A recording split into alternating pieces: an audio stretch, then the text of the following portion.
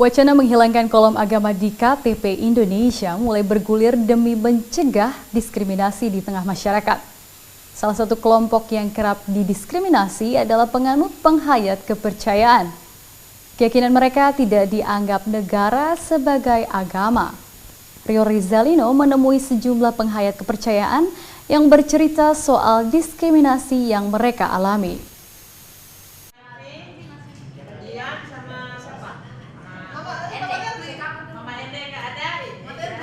Itu ketika saya berobat ke sebuah rumah sakit. Kebetulan pada waktu itu mestikan kita naruh KTP ya untuk ditulis datanya. Ketika sampai di kolom kosong, orang ini yang mencatat ini, petugas yang di depan itu tanya, "Loh, Ibu kok agamanya kosong gitu? Ini agama apa?" Saya penghayat kepercayaan. Penghayat kepercayaan itu apa?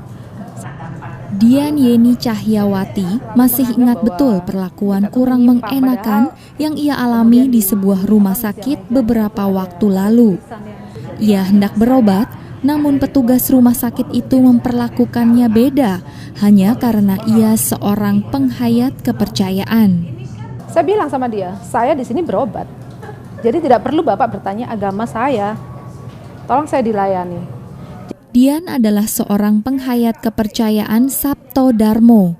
Kepercayaan ini berkembang di Jawa Tengah sejak tahun 50-an.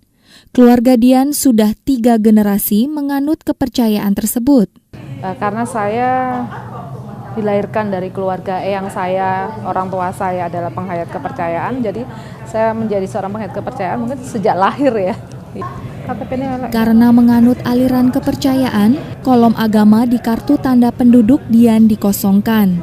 Ini karena pemerintah Indonesia tidak mengakui aliran kepercayaan sebagai agama di Indonesia. Ini yang jadi pintu masuk diskriminasi terhadap penghayat kepercayaan, menurut Aliansi Nasional Bhinneka Tunggal Ika. Misalnya yang di Kalimantan, yang menganut agama kepercayaan itu mereka suruh masuk di agama Hindu misalnya. Kemudian yang di Jawa dia dipaksakan kepercayaan itu masuk di agama Islam misalnya. Nah, ini kan sesuatu hal yang sangat meresahkan dan mereka juga resah karena akhirnya dia untuk misalnya kalau tidak punya KTP dia tidak bisa menikah. Soal sulitnya mencatatkan pernikahan dialami juga oleh penghayat kepercayaan Sunda Wiwitan di Tanah Sunda, Jawa Barat.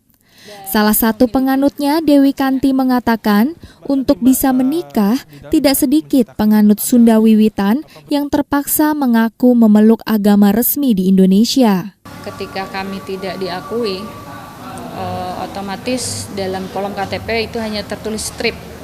Dan ketika muncul strip itu stereotipnya adalah tidak beragama, tidak bertuhan. Dan dampak selanjutnya ketika misalnya kami memasuki jenjang sebuah perkawinan, di mana syarat sebuah perkawinan yang diberlakukan oleh negara adalah harus sesuai dengan agama. Bagi penganut Sunda Wiwitan yang tidak mau mengubah keyakinannya, mereka hanya bisa menikah secara adat tanpa dicatat oleh negara. Ini juga menimbulkan dampak yang panjang bagi penghayat. Ketika perkawinan tidak diakui oleh negara, maka muncullah permasalahan selanjutnya ketika legalitas perkawinan itu akan berpengaruh pada misalnya bidang pekerjaan,